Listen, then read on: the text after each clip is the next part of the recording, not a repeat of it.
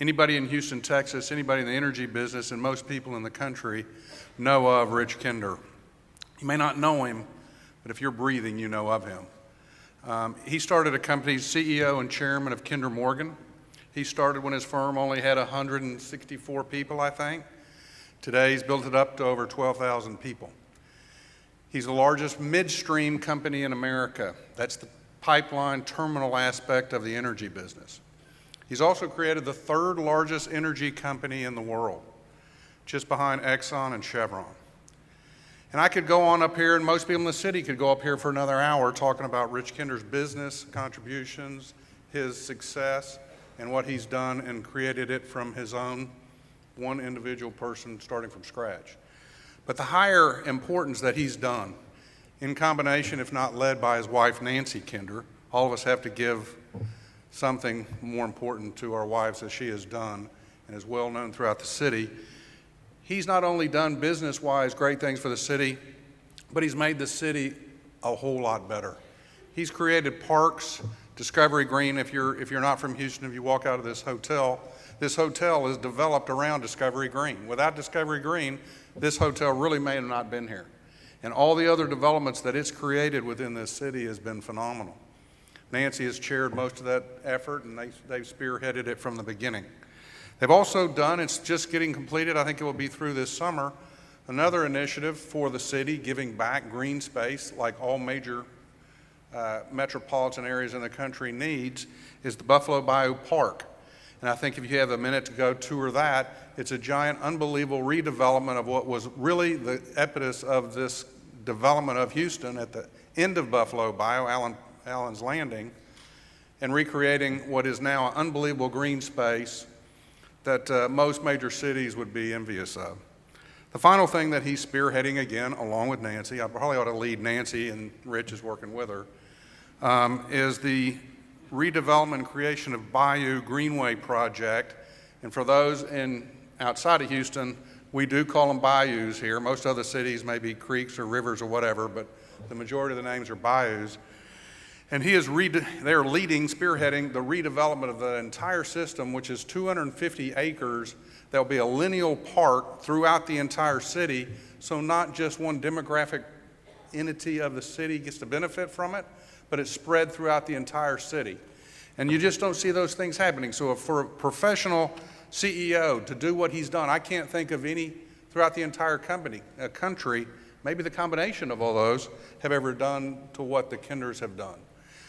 So he's going to have a really interesting kind of Jim Nance, Arnold Palmer type discussion with Bill Fulton, who now runs, sorry, I'm almost done, runs the Kinder Institute at Rice University, which everybody in Houston is very proud of Rice, probably one of the best educational institutions in the country. So I welcome both Rich and Bill.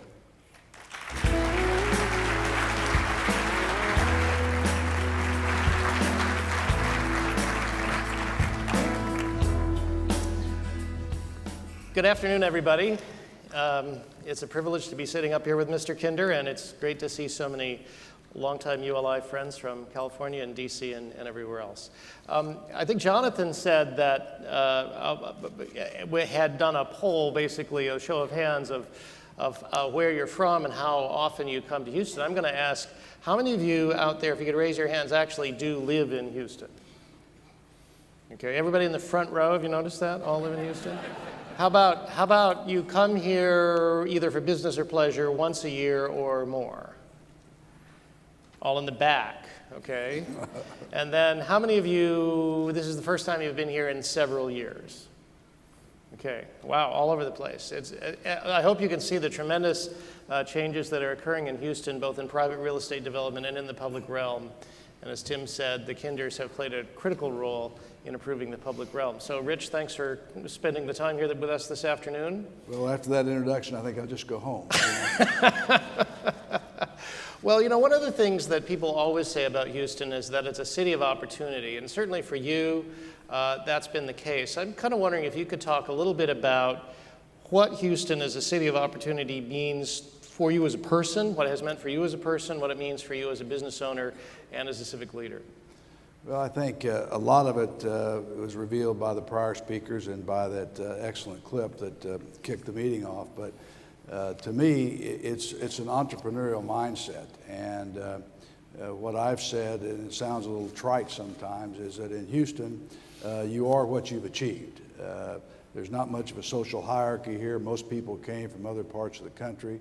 And what we have is a very entrepreneurial mindset. And what that means to me is that the people who move the city forward are people who aren't afraid to think big.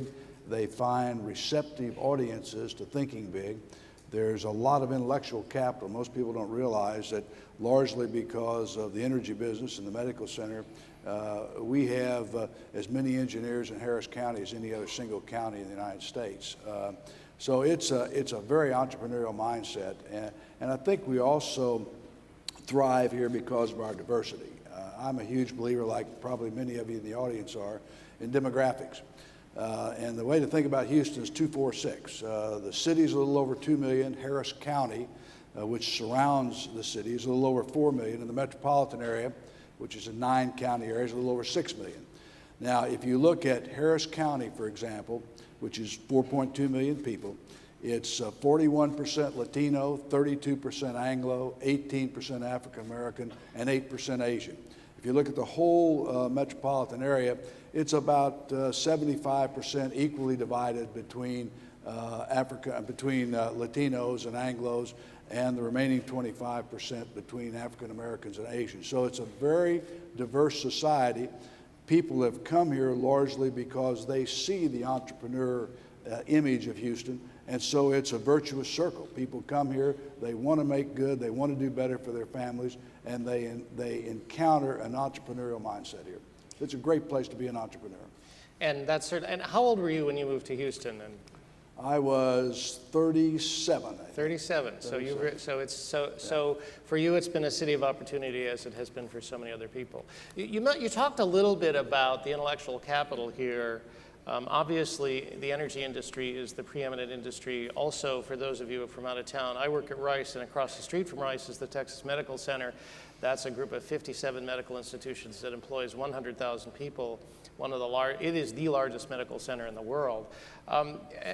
So when you think, Rich, about great cities, you think about finance in New York, you think about tech in San Francisco, you think about entertainment in LA, the world centers of those industries. Can you talk a little bit about how Houston fits into that? And you talked a little bit about this. What are the assets that Houston has? What are the strengths that it has that makes it a great world city in the same way that those other cities are as the preeminent cities in those industries? Well, that's a great question. And I think what you have, you're absolutely right, first of all, in my view, that if you're going to be a great city in the 21st century, you need to be world-class in one or two things. You need to have the intellectual capital. That's probably the most important single thing. The intellectual capital, the human resources to build the headquarters of an industry. And that's largely a matter of building expertise. And if you look at Houston, there's no question but that Houston is the world capital of energy. We have more people in the energy professions than any place else. And we have offices all around North America, but we find the quality of hire we can get here in Houston in the engineering and technical specialties is just better. There's a deeper pool than any place else. So probably similar to Silicon Valley in that sense. Yeah, I think so. Very thick labor pool. If you're going to work in finance, chances are you're going to end up in New York. If you're going to work Silicon Valley, you're going to end up in the San Francisco area.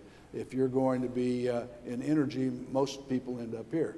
Now, the medical center is also a huge asset to us, and it's certainly not the only great medical center in the world, but it's certainly one of the very best. And I think we probably have more to do here to leverage off of that expertise, which we're already doing in energy. And every day in the energy field, you'll see a new idea created, a new company gets created. So it's really maybe not as glamorous or sexy as the companies that get started in Silicon Valley, but they're very important companies for the future of the economy, of not just of Houston, but of the whole United States. But you do often see that same kind of serial entrepreneur here in Houston that you see in the tech industry. And so, we hear so much about it in Silicon Valley, but people who start companies and they succeed and they get sold and they start over again and over again. Very, very true. Very true in the energy business. Okay. You've talked a lot about Houston's strengths, its economic strengths, its strengths in people. You've talked about the diversity, the tremendous diversity of population here. What would you say are a few of the challenges that Houston faces today? Well, like any city of size, I think we face challenges and we shouldn't put them aside. One, for those of you who live here and those of you who drive around, certainly is the tremendous traffic issues that we have. This is a city that's growing so rapidly that it's just difficult to continue to keep up with regard to traffic. We need to do more of that. We have an issue with our pensions, like a lot of other cities. The easy way out years ago was simply to cut a deal promising a lot of benefits in the future as sort of an inherent trade-off for other things you didn't want to give people in the present, and that's coming back to bite us now. And I think we also have an education issue. We have an inner city school district. Now, admittedly, this was within the city of Houston itself, the core area. We have about 200,000 students in our HISD, Houston Independent School District. In the first grade in Houston, we teach 101 languages. 101 languages. Hell, I didn't know there were that many languages in the world, you know. But that gives you an idea of the challenge of assimilating these people into this environment, this economy, this system. And we simply have to do a better job of educating particularly our economically disadvantaged students. And that's one of the things Nancy and I are very interested in, is K through 12 education. And can you talk a little bit about the K through 12 education that you Well, we've worked on a number of things. I kind of go back to Mao Zedong's old statement, at least it's attributed to him, let 1,000 flowers bloom. That's kind of our approach to education. Some things will work, some things won't. Frankly, the amount of sheer capital needed to overhaul the education system in this country is so great that it won't or can't be done by private enterprise. But I think philanthropy can make a difference in incubating some of these ideas. Some we've tried is we believe there's a lot more to be done in the field in the inner city Catholic schools. We've sponsored 5 of elementary schools here in the Archdiocese of Galveston, Houston, kind of taken them on and adopted them a few years ago. We've been very involved in charter education, particularly KIPP and YES. We've been involved in Teach for America. And frankly, we're looking at other ways to do things in the future to really try to do the very best you can to get at the root of the problem, which is we're just not educating our young people as well as we should be. That's not just Houston, that's nationwide in inner cities, I think. Well, let me ask you a follow-up question to that kind of. At the beginning of our conversation, we talked about that Houston is a city of opportunity. It's a city without a typical social hierarchy. A lot of people say Houston is wide open, a place wide open for business, which is something, of course, everybody in this room wants to hear, since everybody in this room is in business. But can you talk a little bit about what that means when you say Houston is wide open for business, and what does that look like? How is that characterized?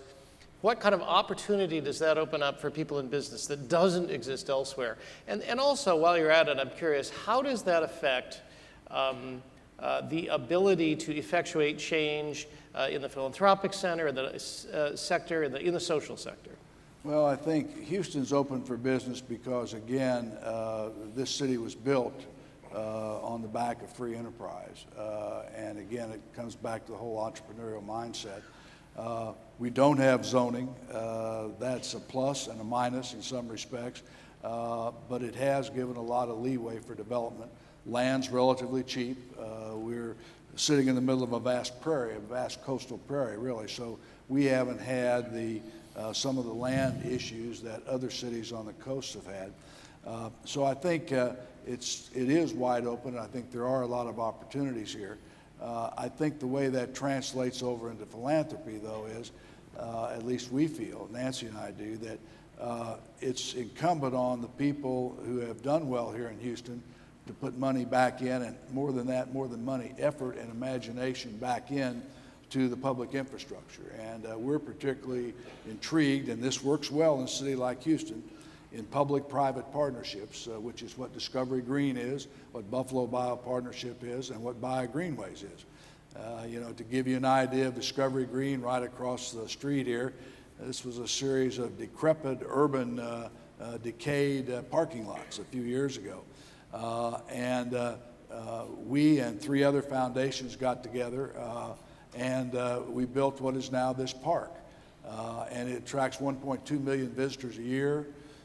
People estimate that it's created the opportunity for about $1 billion in new construction in this east end of downtown.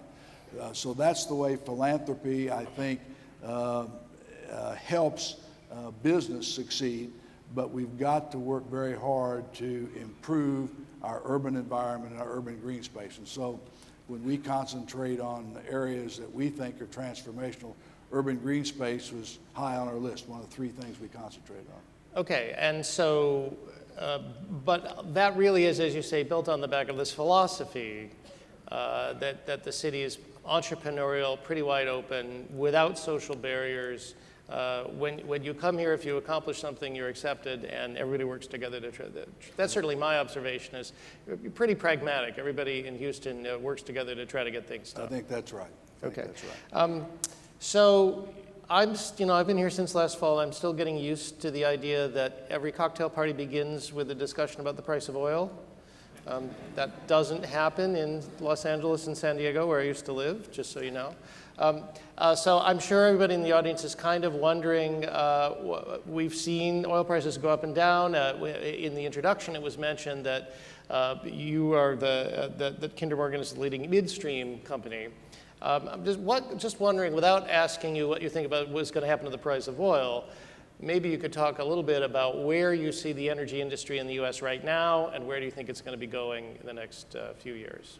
Well, first of all, the whole reason that we've had this slump in oil prices over the last year, we're really a victim of our own success here in the United States, and tremendous technological advances in drilling technology, in completing wells. And let me explain, I'm not in that end of the business. We're a toll road, we run pipelines and terminals, 84,000 miles of pipeline around America, 165 terminals.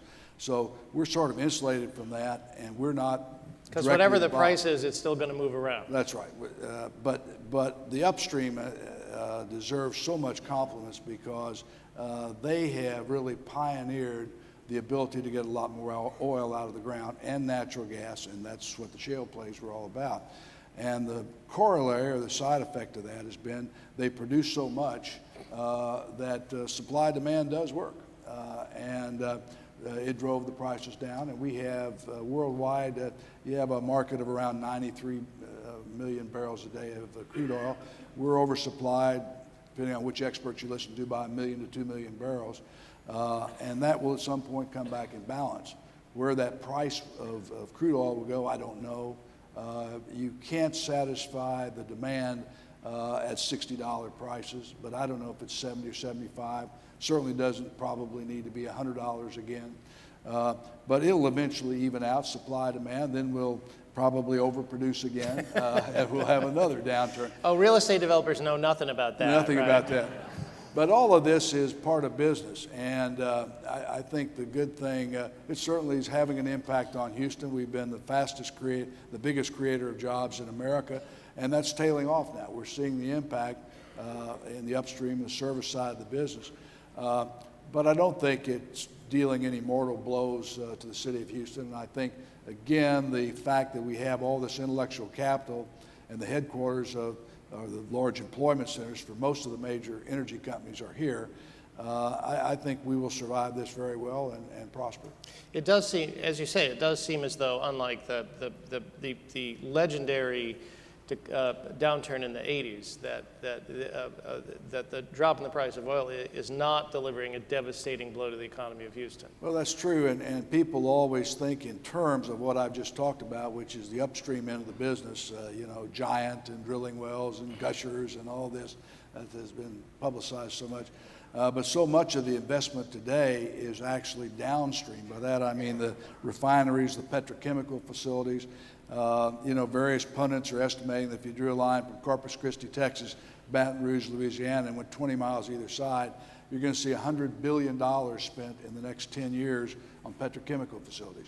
And those facilities are being built because of the very cheap price of the commodity, natural gas, NGLs, and basically So in that case, a low price actually helps. Actually benefits, that's right.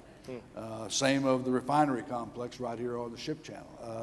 It benefits from this lower price of feedstock. So Houston's very diversified in that sense. It's certainly tied to the energy business, but not all of it is negatively impacted by a low commodity price scenario. Okay. Let's go back and talk a little bit more about philanthropy, because that is, I think, the way you and Nancy have approached philanthropy. Number one, it has a major impact, as you said, on the urban environment here in Houston, and hence on, frankly, real estate development opportunities, as we've seen right around here. But also, I think, is reflective of kind of a new generation of philanthropy that we are seeing all over the country. You and Nancy have signed the Giving Pledge, so you will be making major philanthropic investments, and you're particularly focused on Houston. So you will be making major philanthropic investments in Houston for many years to come. Could you talk a little, but unlike traditional philanthropy, it does seem to me, and I can tell you this as the director of the Kinder Institute, it does seem to me that coming from business, you are focused on a return on your investment for your philanthropy. Believe me, every time we ever have a conversation, I learn this. So can you talk a little bit about what that philosophy looks like, how you approach philanthropy, and how that may differ from the way older philanthropic institutions may approach things? Certainly. I think we set out to really analyze what we want to do, and Nancy deserves all the credit here. I'm a figurehead, and she's really the one that runs the Kinder Foundation. She's shaking her head. But what we wanted to do, first of all, we decided we wanted to concentrate most of our giving in Houston. This is where we've been successful. It's a great city for us, and we think there's lots of opportunities for philanthropy right here. So we wanted to concentrate here.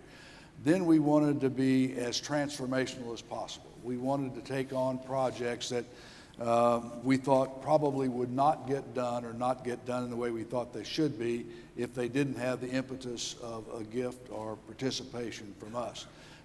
And then we decided to take a rifle shot approach, not a shotgun approach. And so we decided on 3 areas to concentrate on, and that's education, urban green space, and quality of life.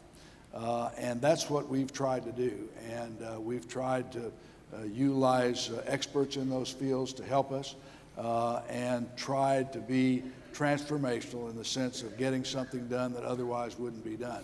And we believe in staying involved. And I think this is very typical. Yes, I know. We go to these we go to these Giving Pledge meetings, and it's amazing how many people have the same mindset in completely different areas than we are.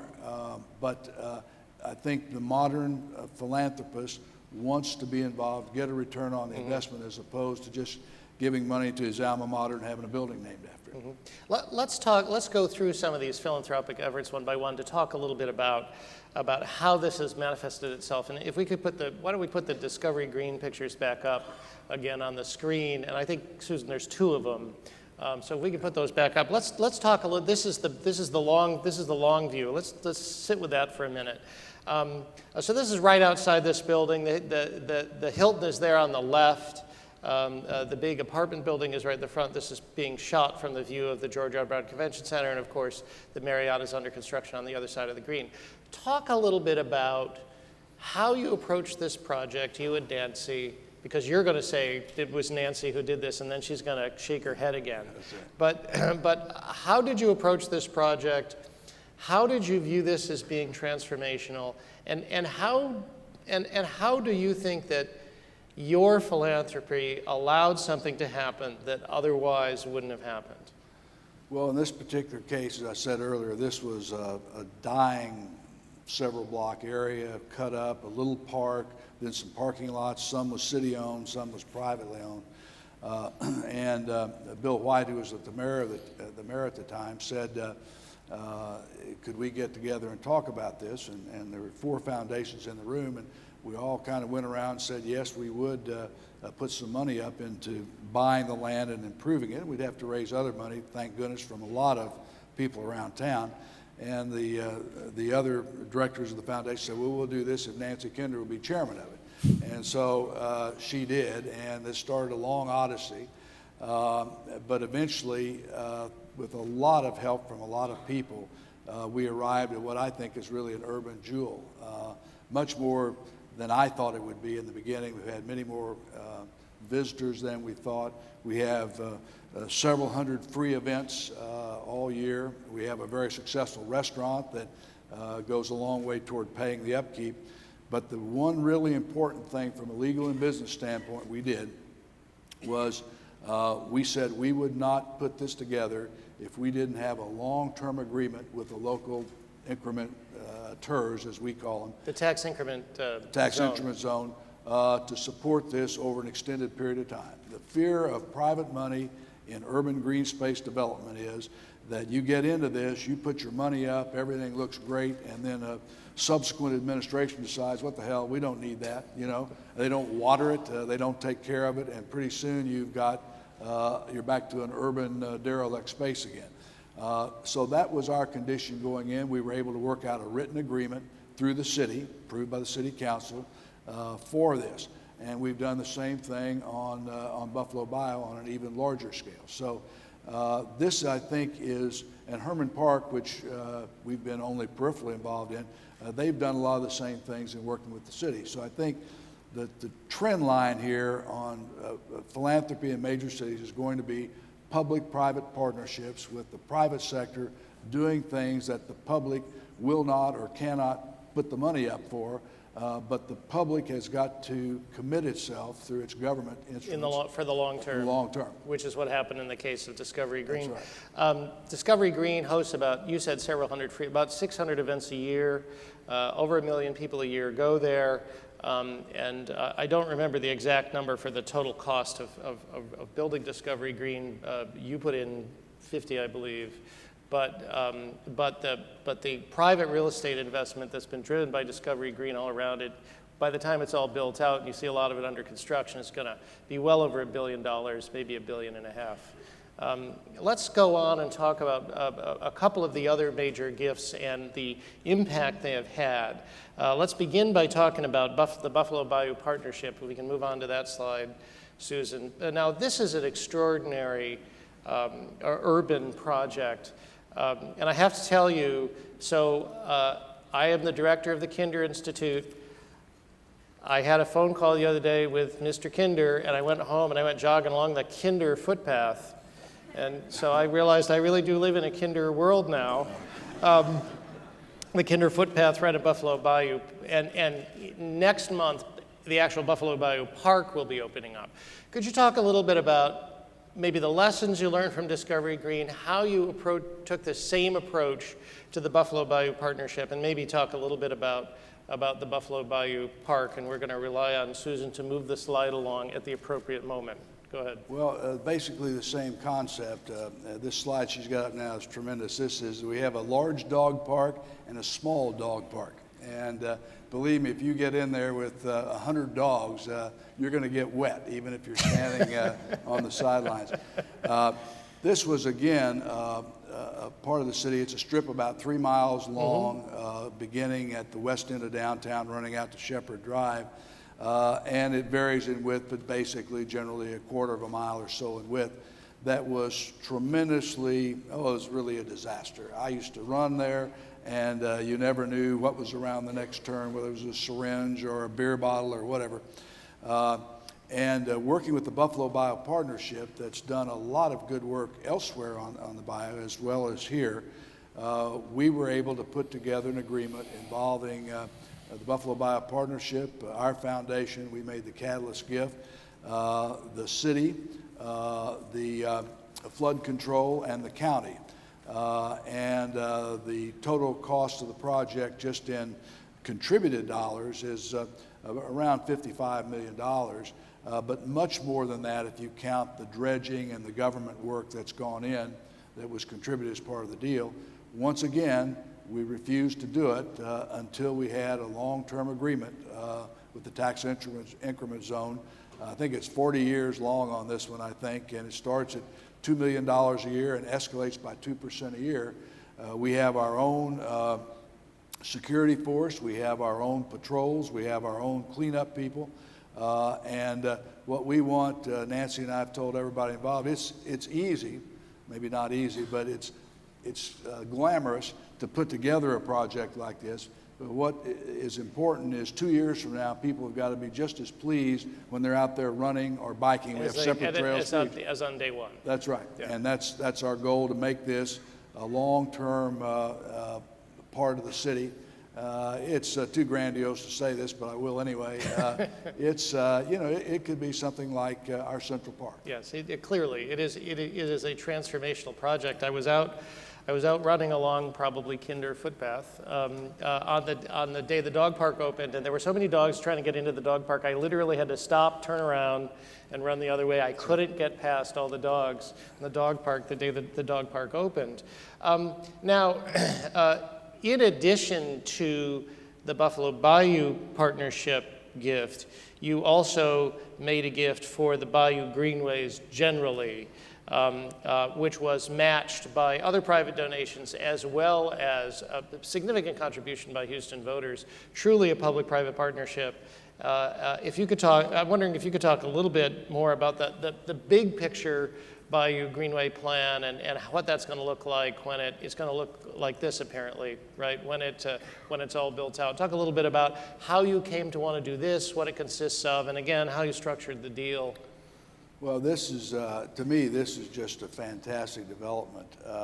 And the city passed a bond issue authorizing a little over $100 million toward it. There were several bond issues on the voters' ballot that year, and this passed by the largest majority, so people were very intrigued and enthusiastic about it.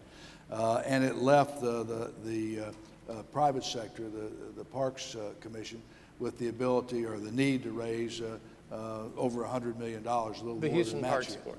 The Houston Parks Board. Which is a private fundraising entity that's done a fabulous job. And again, we made the catalyst gift there. Believe me, we've had lots of help from lots of other people here.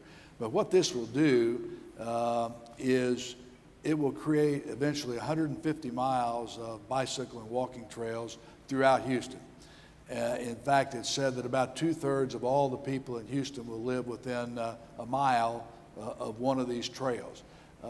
So 150 miles of trails is just, and they'll all be interconnected, is really nothing short of miraculous. You know, Houston, we don't have mountains, we don't have spectacular beaches, but we have a wonderful ability to grow things. We're green, we're very a climate that really lends itself to growing things and to developing projects just like this. And I think this Greenways project is really transformational for the whole metropolitan area. You know what I'm struck by, and I think this is particularly relevant to the ULI crowd, I'd like you to address it a little bit more. Not only the transformational nature of these gifts, but the attention paid to they're transactional in nature. The attention paid to the transaction in all three of these cases, in a certain way, essentially a real estate transaction between philanthropic interests and the city, to make sure that you get out in the end of what you intended to get out of that. Can you talk a little bit more about that approach to philanthropy and how that ensures that as the philanthropist you are getting out of it for the benefit of the community what you're looking for? Well, I think simply put, every project needs to have sustainability and be able to stand on its own feet. You can't expect any philanthropist to be there forever, and I don't think you want a philanthropist to be there forever, because that shows that you really haven't been able to draw the whole community into the project. And so that's why I think this whole idea of sustainability is so important. And frankly, to do that, you have to have partnerships with a public entity that is going to guarantee or be a source of funds for maintenance of these projects.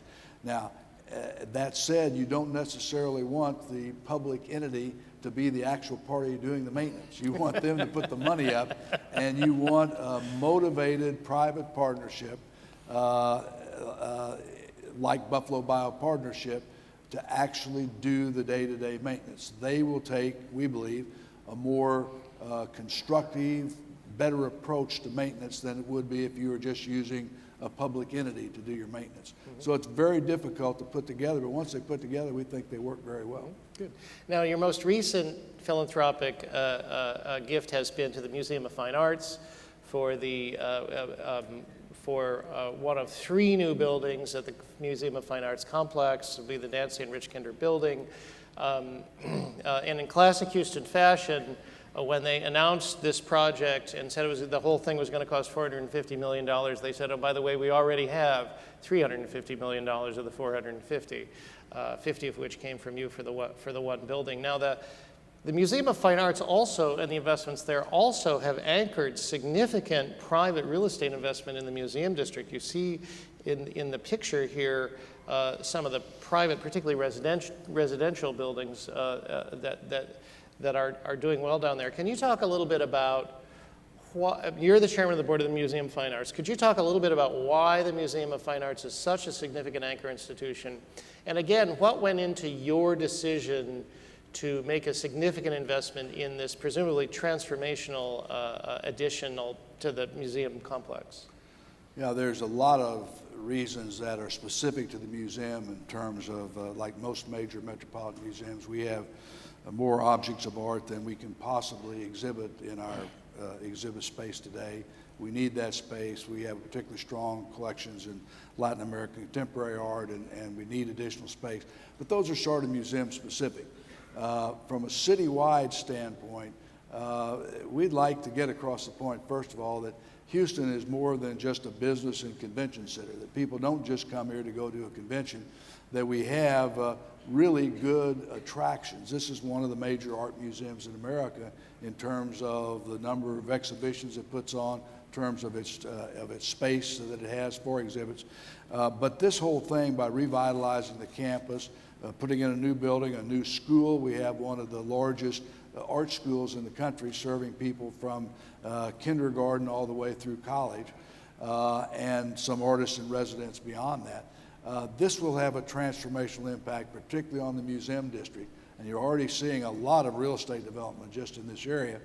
And I think you will see more in the future. And it will make the Museum of Fine Arts even more of a draw, we think, for out-of-town visitors. So I think it's going to be a real quality of life changer for the whole city and metropolitan area. Now, in this case, this was not so much, the others were really were public-private partnerships between the city and philanthropic or private entities. In this case, this is primarily driven by the nonprofit entity of the museum. Nevertheless, from your point of view, as a major donor and as chairman of the board, and given your approach to philanthropy, what assurances did you have to make sure that your intent and the benefit of the community was actually going to be derived out of your gift? Well, one thing we're doing here is we're fortunate at the museum we have an endowment of about $1.2 billion, which is the third largest art institute endowment in the country, behind only the Getty and the Met in New York. So we have some firepower there. But as part of our fundraising, the $450 million they mentioned, $100 million of it is going to be added to the endowment, because we think the cost of this addition to the campus will be about $5 million a year in operating costs, 5% of $100 million, which is the normal take off of a foundation, of an endowment, will be sufficient to make sure we can keep these buildings in the kind of shape that we're keeping the present building. And this was actually, the announcement of these additional buildings was a major architectural event, not only here, but in New York, where, can you talk a little bit about the architect and the architecture? Well, yeah, Stephen Hall has done some wonderful museums in the United States and Europe. I know some people here from Kansas City. He did the wonderful addition to the museum there. And they do really good work. They've done 2 or 3 museums in Scandinavia. We visited all of them. We very intrigued and very exciting about what he's doing. So it's going to be a real architectural statement, but beyond that, it's going to be another, Nancy and I believe, another real way of demonstrating quality of life at Houston. And you know, just return, we've talked about intellectual capital and needing to attract the best people. You're not going to attract those people in the future if all you have is a rundown city. You may give them good paychecks, but it's unlikely their wife or husband, spouse, and family is going to want to move there if you don't have other things. And so everything from Major League Sports franchises to world-class art museums to great education to great urban green space, that's what's going to make the city of the future, I think. So you actually see these philanthropic investments as an investment in the location of the business sector that you are involved in, that it's helped securing the future prosperity of Houston, not just, it's not just doing a good thing, in other words, it's really all linked together. Yeah, I think it is all linked together. And I think that, as you said, you know, not just the real estate industry, but really the whole economics of the city feed off of new development. And most of that development will be and should be, I think, done by the private sector, whether it's a for-profit group or whether it's philanthropy like what we're trying to do. Okay. Okay, I'm wondering, we'll turn it over to questions in a minute, and there are 3 microphones, one there, and one there, where the little ULI signs are. So if you're interested in asking a question, feel free to go up to the microphone and line up, and we'll just kind of move along. Don't all get up at once. Probably bored stiff and want to exit by now. Well, no, wait a minute. They're all, Rich, they're all still here. So I figure that's a good sign. Well, it was dark. They were snoozing, you know.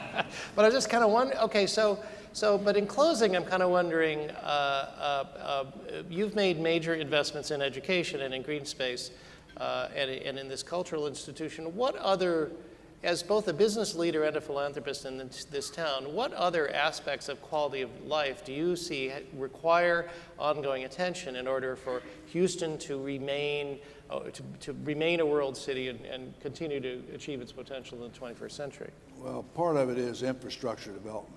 We can't possibly, depending on which expert you listen to, they'll tell you that someplace between 2 and 4 million people are going to be here in the next 20 years. I was going to say, you always say he always says the 246, but by after lunch in Houston, it's usually 357 because so many people are coming to town so fast. But we've got to do a better job on our infrastructure, and that obviously has to be done by public dollars for the most part. It's very encouraging that the long-term game plan is now to take the Pierce Elevated out, and we're going to have, I think, what's an eyesore either converted to some kind of park or taken down altogether. It will no longer be used for traffic. Now, that's 5 or 10 years off probably, but that's going to be a major improvement.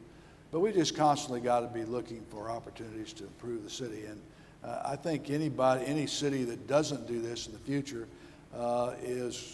doesn't mean you're going to shrivel up and become a ghost town, but it means you're not going to be at the front of the pack, I don't think. That it's going to require those kinds of investments and upping the game all the time to be a better city in order to attract the talent and still have that thick labor pool that you talked about at the beginning. Okay, we're happy to open it up to questions now. Feel free to come to one of the microphones. Yes, sir, go right ahead. I was very interested in your explanation of the public-private partnership and the support that the city is giving your partnerships with written agreements. What mystifies me is why only 40 years? We know that, as an example, Central Park is probably 150 years old. It had some very bad times when it wasn't supported, and it took philanthropy to get it back in decent shape. And your idea is spectacular, but it's going to go away pretty quickly in the long scheme of things. So why 40 years? Why 40 years? Yeah. I guess that old saying they say about politics is the art of the possible, and that was probably about the most we could get. There are limitations, which I don't pretend to understand all, of how long a TERS can commit to something. So that was the longest we could get. We would certainly hope, of course, that by the time, well before that's over, that you would have renewed it and pick a propitious time to renew it and extend it. But yeah, obviously you'd like to have it for 100 or 150 years. Yes, sir. So I was intrigued about the notion of the return on philanthropic investment. What sort of metrics are you using to quantify. Right, what your sort of return. metrics are you using to quantify return on philanthropic investment? I'm very interested in this question. I have to That's tell a very good question. So good, I'm not sure I have an answer. Because I'm used to metrics in business where we measure based on cash flow, return on investment, return on equity. You can't do that. You can't be that specific, in my judgment, in terms of a philanthropic investment. What you can do is set certain goals for yourself. In terms of number of visitors, in terms of the number of programs you're offering, in terms of how clean you keep your projects. So it's hard to say what the exact metrics are, but I think it's like the Supreme Court just said about pornography. When you see it, you know what it is. So I think you kind of see when a project is working well and when it's not. Now look, we've had failures. We funded some school efforts, and it turned out we funded them, but they didn't work out the way we expected. We expected to have things move more quickly in terms of improving quality, improving test scores, and there you can measure by those metrics. And we weren't real pleased with how it went. So we have not succeeded at everything. We've certainly had our share of failures, but in general, I think it's hard to measure specific metrics on these urban green space projects in particular. Yes, sir. So what are you doing in your company, and what is Houston doing to remain a leader in non-fossil fuels? What are we doing to remain a leader in non-fossil fuels? Look, I look at it as all of the above. I think we need to encourage the use of all kinds of efforts to fuel our economy, but let's not be naive about it. We are not going to be able to replace our reliance on fossil fuels, certainly in my lifetime, probably for 40 or 50 years. And I think the goal in the meantime should be to encourage renewables as much as we can, but also to migrate our fossil fuels content to the most environmentally benign fossil fuels that we have, which is natural gas. And that's why you're seeing right now, if you want to look at electric generation in this country, historically it's been about 40% coal and about 25% natural gas. Most experts, and I agree with this, I believe that by 2025 it'll probably be almost reversed. It'll be about 40% natural gas. Coal will probably be 28 or 30%. We've done better than Europe since the Kyoto Accords were entered into. And the reason we have is we've switched so much of our what we've done in electric generation and industrial use from coal to natural gas. So there's a lot we can do without being naive about thinking, unless you want to go back to burning wood in the 14th century, that we just can't stop using fossil fuels. Yes, sir. Mr. Kinder, as a Houstonian, I want to personally thank you for your efforts. They're amazing. I've been running Buffalo Bayou Park for many, many years, and I can tell you the metric is that there used to be nobody there running or walking. And if you go there now on a pretty decent day, it's incredibly crowded, and it's very social, very alive, and it's very nice to see that people are out making themselves healthier in a time when most people are not doing that around the country. So my question for you is, what's next? Memorial Park, and what's beyond Memorial Park? What's next? Well, we're looking at a number of things. Certainly this Bio Greenways is very exciting, and I think that an offshoot of that is going to be, and we have the chairman of the Buffalo Bio Partnership sitting in the front row.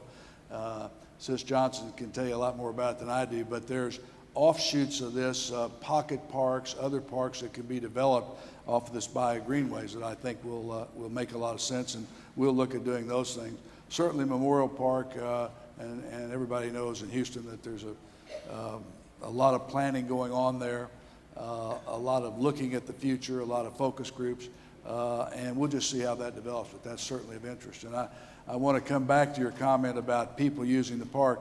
One of the smartest things in what our experts put together there is the separate bicycle paths and running paths, and you don't have, if you're a runner, you don't have to get worried about being run down by some old timer on a bike like me. So that's very good. Yes, ma'am. You haven't spoken much about your investment in the Kinder Institute for Urban Research, so could you share a little information about that? Yeah, that's, we overlooked that. Bill's too modest to ask that question, I guess. A few years ago, we read where there was this wonderful thing called the Houston Area Survey, where they've been surveying Harris County now for 32, I think this is the 33rd year.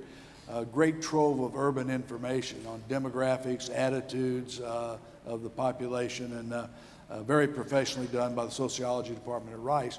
And we got wind of the fact that you know, it was really kind of running out of money. They didn't know how they were going to fund it for the future. And so we went to Rice and talked to them, and David Lebron, the president of Rice, was a great supporter of this. And so we endowed and named it the Kinder Institute for Urban Research. Bill has just come on board as our second director, it has the potential, we think, to be a tremendous fountainhead of ideas on urban research, as the name implies. We hope it will be the finest urban institute of all Sun Belt cities. You know, Sun Belt cities have different economics, different problems, different issues than more northern cities, at least we believe. And we have a treasure trove of information from these surveys. We want to be a convener of ideas and looking at realistic solutions to urban problems. For instance, we want to make sure we understand how you really assimilate a diversified city like we have here. And so I think under Bill's leadership, and we're extremely pleased with the job he's doing, that we can really do that. And that's been something that's been very exciting to us, and I think will help Houston, but I hope those lessons will be transformable or translatable to other cities around America and really around the world. I will be immodest enough to say that 2 weeks ago in this room we unveiled the 3-year strategic plan for the Kinder Institute. And if you go to kinder.rice.edu, you can find the video from that event and also the slideshow that lays out what our program areas are going to be, including a new program area dealing with issues of interest to those of you in the room: development, growth, transportation, and placemaking. Yes, sir. Yeah, could you speak to how you manage your personal time between philanthropic, business, and just relaxing? So the question is, Rich, when do you sleep? Yeah. You're running this very successful business and also doing this impressive philanthropy. Well, first of all, I don't give many talks like this. And I want to just say the only reason I'm here today is because Jerry Hines is a hero of mine. He also lives across the street, but only Jerry could have convinced me to do something like this. But really, Nancy has such an active role in our foundation that she really does the heavy lifting. We have some great people to help us. A lot of you in Houston know Guy Hackstead. He's our really urban green space fellow. Harvard-trained landscape architect, just a tremendous person. We've got several people helping us on the education side. So we've got a lot of help, we look forward to great things. Thanks. Yes, sir. Yes, could you articulate the arguments for exporting crude, and if you think it has any legs politically? Question is the argument for export of crude. I happen to believe that we ought to export crude. It really doesn't have a great impact on my company, but I think it's the right thing to do for the economy. I think the more we can be energy self-sufficient, we should, and believe it or not, exporting crude actually helps that, because we produce types of crude here that most of our refiners cannot fully utilize, and so they pay less for it. It gets processed into refined products that can be exported. So it makes more sense to just have the ability to export crude. But it's a political issue. I'd give it less than 50-50 chance, at least between now and next year's election. All right. Are there any other questions out there for Mr. Kinder? Good. I believe that all of the questions have been asked and answered. Okay. Now you can get back to work. All right. Thank you. Thank you very much. Let's say thank you to Rich Kinder. Thank you, Bill. Good job.